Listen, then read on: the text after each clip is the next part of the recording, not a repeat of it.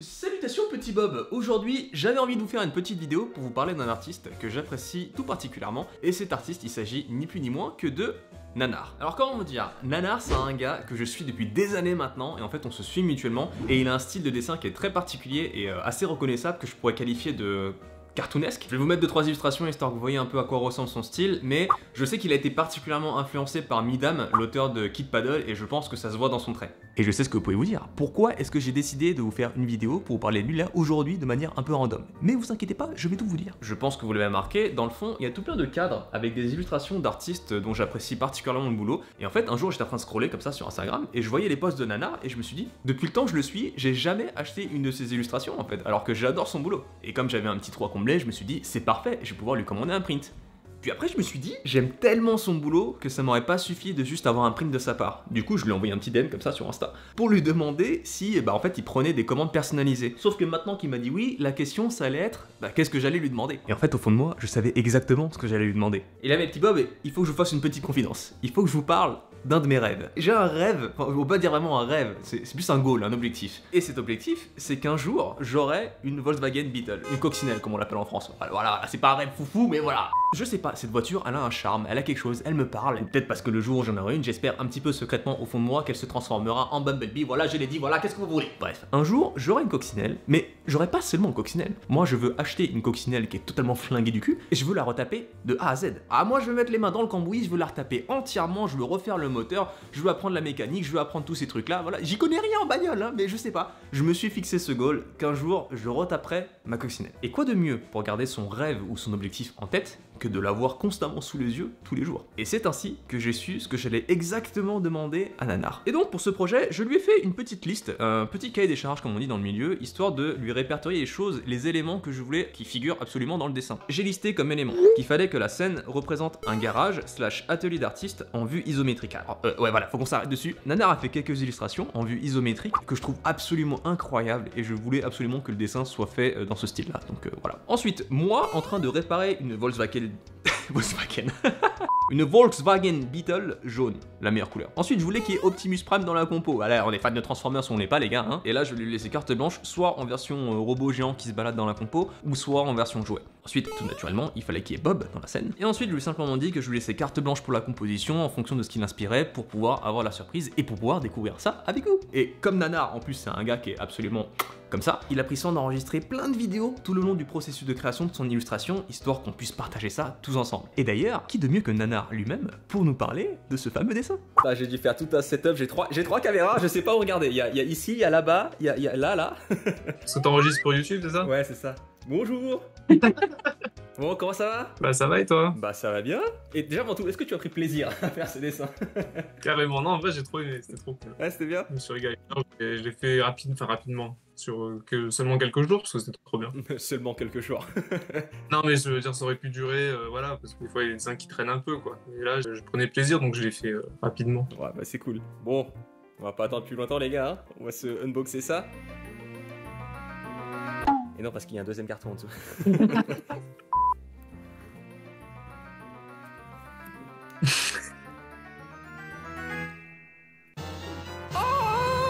Oh, ah, c'est insane! Y'a Optimus! Ah putain, c'est tout petit! C'est pas immense. Non, il y a un petit dinosaure sur la table. Ah, trop bien! Le minimum! Non, c'est trop bien! Attends, je sors de la pochette. Oh, je t'ai unslivé ça comme une carte Pokémon. Je vais reprendre l'image, du coup je l'ai même pas devant les yeux. Ouais, c'est bourré de détails. Oh là là là là. Ah, t'as mis le moteur en dehors et tout. Ah, c'est trop bien! Ah, c'est incroyable, j'adore. C'est trop bien. Bah tant mieux, je suis content. J'ai hâte de voir la vidéo que t'as fait, enfin si t'as filmé un petit peu les process, les réflexions, la compo et tout. J'ai surtout filmé le croquis, ouais. Pour, ouais, bah ça suffit parce que du coup c'est pour savoir un peu pourquoi t'as mis ça ici. Parce que je vois des détails dans tous les sens. Je vois la petite VMC, je vois la petite lampe à l'ancienne là, le petit truc pour surélever. Ah, c'est incroyable, les détails. T'as réussi à retranscrire exactement l'ambiance que je t'avais décrit. Bah tant mieux. Merci beaucoup monsieur. Votre talent, comme on dit, me touche beaucoup. Me touche profondément. Merci à toi pour la confiance et le Et en vrai, c'était trop bien à faire, hein. Je me suis régalé. Moi, dès qu'il y a des détails comme ça, du steampunk, et je suis content, hein. Mais non, c'est trop bien. Les voitures, j'en dessine jamais. Et en perspective ISO, c'est la première fois, clairement. Donc, Ouais. je savais pas trop comment faire le truc. Donc, j'ai triché, j'ai trouvé sur Internet une photo d'une maquette, enfin, d'une voiture comme ça, qui était déjà un peu dans la perspective que je voulais. Donc, je l'ai importé dans Procreate, je l'ai simplifié, on va dire, en faisant quelques gros traits noirs. Je l'ai placé dans mon décor que j'ai fait aussi sur Procreate et je l'ai décalqué sur mon papier. Ok, alors la première étape, c'était de faire ça en numérique, parce que clairement, la perspective isométrique d'une voiture, c'est clairement pas les choses qui sont faciles à faire pour moi, donc j'ai placé les éléments principaux, la voiture, le personnage et le petit Bob, et ensuite je vais utiliser ma tablette comme tablette lumineuse pour placer les éléments comme il faut sur le papier. Après, pour la perspective, je vais me débrouiller. T'as un espace restreint qu'il faut remplir. Et Ouais. ça, j'aime beaucoup ce truc-là. Je sais pas comment expliquer ça, mais tu peux pas partir dans tous les sens. Et vu que tu voulais un côté artiste, papercraft, et un côté un peu plus mécano, j'ai essayé de jouer aussi sur les murs. Je vais commencer par tracer un peu des lignes de perspective. Voilà, on commence à avoir quelque chose. On va essayer de séparer les deux parties. Qu'on ait un coin mécano ici avec plein d'outils de mécano. Et un coin un peu plus artiste ici, donc peut-être avec des cadres, avec les outils de ciseaux, le scalpel, papier, carton, etc. Et je pense que dans l'angle, on va mettre une belle horloge à côté de l'établi avant l'angle. J'étais obligé de mettre une horloge. Ouais, pour qu'on voit pas le temps passer, forcément. Alors soit on fait vraiment deux univers. Moi les deux univers différents ça me plaît bien.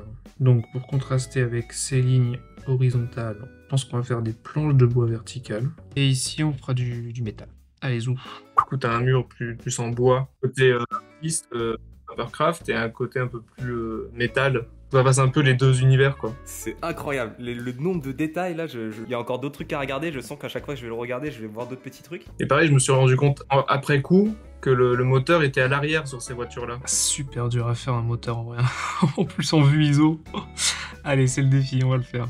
Et moi, je t'avais dessiné, capot ouvert avant, pensant que t'allais bricoler le moteur, quoi. Donc je me suis dit, comment on va faire? Alors le seul truc, c'est que là on a une petite illogicité, je sais pas comment on dit, je dis n'importe quoi. C'est que le coffre, du coup je me suis renseigné avant de dessiner cette sublime voiture, hein. Le coffre se situe à l'avant et le moteur à l'arrière. Mais le problème c'est que je voulais que la voiture soit quand même de face, mais qu'on voit bien le personnage aussi. Donc il bidouille là actuellement dans un coffre vide. Donc il faudra trouver quelque chose pour que on comprenne qu'ils sont en train de bidouiller la voiture, quoi. Donc ça j'y réfléchirai plus tard. Pour l'instant j'ai rien. Du coup, t'es en train de clouer une plaque dans le fond du capot avant. J'ai encore plus hâte de retaper la bagnole maintenant que je vois ça là. Je me projette dans l'ambiance là, ça va être trop ça. Moi je pense que c'est pas l'idée les gars, c'est un banger comme disent les plus jeunes. T'étais parti sur d'autres pistes éventuellement de compos au départ ou t'as tout de suite eu cette vision là en tête? C'est vrai qu'à chaque fois, j'ai une vision un peu générale, je sais à peu près à quoi ça va ressembler, mais tout se fait au fur et à mesure en fait. Il y a des choses que je garde pas. Je sais que pendant un moment, toute la partie, le mur garagiste, il me posait problème parce que je savais pas trop quoi y mettre. À part, voilà, j'avais commencé en mettant les tuyaux en haut et la clim. Mais c'est vrai qu'après, bon, je savais pas trop quoi mettre là. En fait, c'est du remplissage, hein. Il faut juste que ça ressemble à quelque chose. C'est ce que j'ai en train de me dire, c'est que la complexité, c'est de remplir sans trop remplir non plus. J'imagine, faut pas qu'il y ait trop d'informations. Ouais. Mais mettre assez de détails pour que t'aies plein de trucs à regarder. Enfin, moi, je trouve l'équilibre, il est nickel là. Et du coup, pour cette compo, t'as choisi full couleur. Et c'était quoi les process? T'as fait d'abord le croquis sur Procreate, après au crayon? En fait, j'ai commencé sur Procreate, mais c'est vraiment, faudrait que je te... Ah, je peux partager l'écran? Ouais, tu partages l'écran, ouais. Ah, attends, je découvre ce que j'ai jamais fait. Comment je fais? Excusez-nous, on est un petit peu vieux avec ces nouvelles technologies aussi là. Ça marche pas? Ça marchait, mais ça... Ah, si, c'est bon. C'est bon? Ah, trop bien. C'est l'esprit Voilà. de début. C'est trop bien. Donc voilà ce que j'ai fait dans Procreate au début. J'ai placé la voiture, tiens, je peux d'ailleurs te montrer l'image qui m'a servi. Ok, trop stylé. Voilà l'image qui m'a servi, que j'ai décalqué grossièrement. C'était l'angle presque parfait quoi au final, ouais. Voilà, l'angle, c'est ça, c'est l'angle quasi parfait. Et j'ai utilisé aussi cette ref là, pour l'intérieur du capot avant. Ouais. J'ai un peu triché sur l'ouverture du capot, honnêtement, parce que sinon on ne voyait pas. Ouais, parce que le capot il est vachement incurvé comme ça en Ouais, voilà. crochet, ouais. Et je suis en train de penser que j'ai oublié quelque chose là sur le dessin. La barre qui est censée tenir le capot, j'ai oublié de la faire. C'est une voiture magique. Ouais. Et après, j'étais pris en photo toutes les étapes. Hein. Oh, ouais, c'est incroyable. Voilà, donc là, c'est vraiment la toute première version du croquis où j'ai réfléchi où je dois placer le transformer. Ouais, le gros cube. Là, pour le coup, c'est vraiment pas ce que j'ai l'habitude de dessiner, donc c'est un vrai défi. Voilà, j'ai fait un cube. Faut qu'il rentre là-dedans. Ensuite, voilà, le croquis final. Oh, mon Dieu. Comment t'arrives à te repérer avec tout ça? Bah, vu que ça se fait au fur et à mesure, ça va. C'est sûr que là, en le voyant comme ça... Ouais, je me suis pris une claque d'informations dans les yeux d'un coup, là. Et ensuite, après ça, je fais un premier ancrage. Wow. Là, on s'y repère un peu mieux déjà. Ouais, bah ouais. Et ensuite, le début des aplats. Wow. Et du coup, tu fais quoi dans le process? D'abord les couleurs foncées? Je commence par la couleur de base de chaque élément. D'accord. L'établi un peu beige, le mur couleur bois, voilà. Chaque élément a son aplat, on va dire la couleur plate. Avec la couleur de la teinte la plus claire, j'imagine, si tu dois faire repasser dessus pour faire. Ouais, voilà. Donc voilà, avec les aplats finis. Oh là. Que j'appelle l'étape moche parce que clairement. Bah c'est ce que je me dis en fait. Je me dis déjà coloré, ouais. Ça donne un truc, mais tu sens qu'il manque les ombres quoi. Donc dès que tu vas mettre les ombres, ça va, ouais, ça voilà. va faire sortir toutes les couleurs, ça va être fou. Ensuite, j'ai Oh. commencé par faire toutes les nuances avec les pro marqueurs. Ouais. En général, je repasse la même couleur plusieurs fois pour accentuer les ombres. Du coup, tu repasses avec le même feutre. Tu changes pas de. C'est ça. D'accord. Non. Et ensuite, je fais des ombres au crayon noir et des lumières au crayon blanc. Waouh. Ah, la fenêtre qui fait tout popper là. Oh, c'est incroyable. Et après, je repasse je refais l'ancrage en fait. Là, putain, ça fait tout popper. Donc là, il est pas fini, tu vois, t'as juste une partie qui est ancrée, on voit la différence. Ouais. Il y a la voiture, il y a Bob, il y a l'étagère et les tuyaux, c'est tout. Là, c'est une deuxième partie d'ancrage, où il y a tout l'établi, et voilà, c'est le final. Oh, c'est trop bien. Je sais pas quoi dire mec, j'adore ton travail, ça fait des années que je te suis et que je trouve ça trop stylé et je me suis dit bah là c'était l'occasion de décorer notre mur avec un de tes prints et ça excède toutes le peu d'espérance que j'avais, franchement j'adore. En plus je prends pas beaucoup de commandes parce que comme je t'ai dit par message, ça fait que depuis peu que je me sens un peu légitime de le faire et que j'y arrive parce que même avant j'y arrivais pas dans le sens où réaliser les idées des autres, trop compliqué. Et petit à petit, là, j'arrive. Mais là, c'était vraiment l'idée la plus précise et détaillée que j'ai eu à faire, quoi. Donc, parce que t'as déjà reçu des demandes, justement, ou c'est des trucs qui correspondent pas trop à ton univers? Enfin, c'est quoi que t'arrivais pas à retranscrire? Ouais, j'ai du mal à faire les idées des autres. J'avais fait pour un ami récemment, c'était des mariachis. Il y a eu beaucoup d'allers-retours, quoi, entre les couleurs, les formes et tout. J'arrivais pas à faire ce qu'il voulait, tu vois. Ouais. Ça a mis beaucoup plus de temps. Et du coup, petit à petit, là, ça va, je commence à y arriver un peu.